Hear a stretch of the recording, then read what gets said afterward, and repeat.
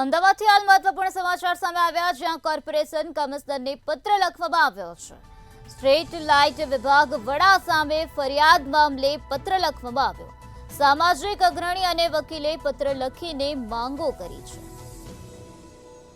ત્યારે additional chief engineer ફરજિયાત નિવૃત્ત કરવાનો ઉલ્લેખ કરવામાં આવ્યો છે. એમ કે નીનામા સામે કાયદેસરની કાર્યવાહી કરવા માટે માંગણી કરવામાં આવે છે. 11 કોન્ટ્રાક્ટરોએ લેખિતમાં ફરિયાદ કરી હતી અને રજૂઆત કરવામાં આવી હતી. પોલ ખરીદી, વાયર ખરીદી, સ્ટ્રીટ લાઇટ ફિટિંગ કૌભાંડ સામે આવ્યું છે. કોન્ટ્રાક્ટરોને હેરાન કરવા ડિપોઝિટ જમા રાખવામાં આવે છે.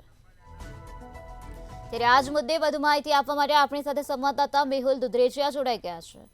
જી મેહુલ, અમદાવાદ કોર્પોરેશન કમિશનરને પત્ર લખીને રજૂઆત કરવામાં આવે છે. શું છે વધુ વિગત?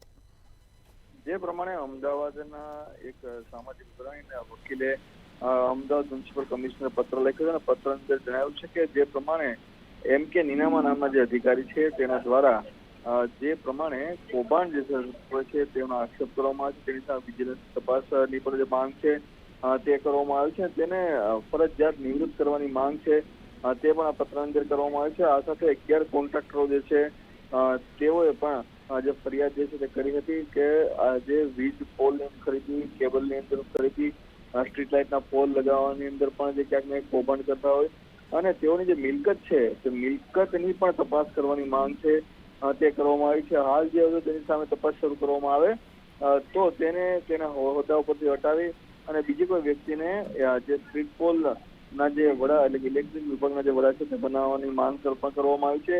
હાલ આ મામલો ગરમાયો છે. અગાઉ પણ આ મામલે ફરિયાદ કરવામાં આવી હતી, પરંતુ આ હજી કોઈ તપાસ ના થતા અંતે ફરી વખત આ પત્ર જે છે તે કમિશનર લખવામાં આવ્યો છે. જી મેહુલ, સમગ્ર માહિતી આપવા બદલ આભાર.